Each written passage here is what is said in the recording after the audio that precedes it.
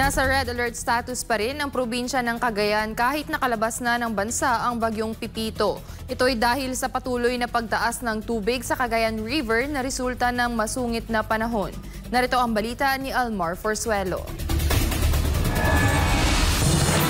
Nasa labas na ng bansa ang bagyong Pipito, ngunit pinapayuhan pa rin ng Office of Civil Defense or OCD Region 2 ang mga residente na malapit sa Cagayan River na maging alerto dahil sa patuloy na pagtaas ng level ng tubig. Base sa tala ng Cagayan Provincial Disaster Risk Reduction Management Office or PDRMO, as of 5 a.m. November 19, 2024, umabot na sa mahigit 1,000 pamilya o katumbas ng nasa mahigit 5,000 individual ang apektado ng nararanasang pagbaha dahil sa patuloy na pagtaas ng level ng tubig sa Cagayan River. Ayon sa PDRMO, sa kabila ng paganda ng panahon, ay nananatiling nakataas ang red alert status sa lahat ng mga miyembro ng PDRM Council para matiyak ang kaligtasan ng publiko sa nararanasang pagbaha. Sa ngayon, sa panayam ng SMNI News kay Mia Carbonel, Information Officer ng Office of Civil Defense or OCD Region 2, nagsagawa na sila ng forced evacuation sa mga lugar na tatamaan ng pagtaas ng tubig sa Magat Dam.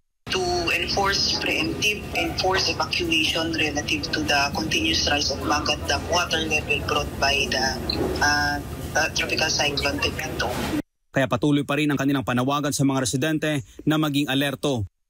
Yes sir, maigting po namin pinapabatid sa publiko na habang maliwanag pa ay maghanda na po at maging alerto sa posibleng pagtaas ng level ng tubig sa ating Cagayan River.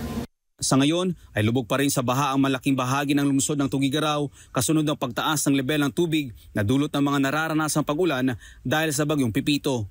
Para sa Diyos sa Pilipinas, kung mahal, Almar Forzuelo, SMNI News.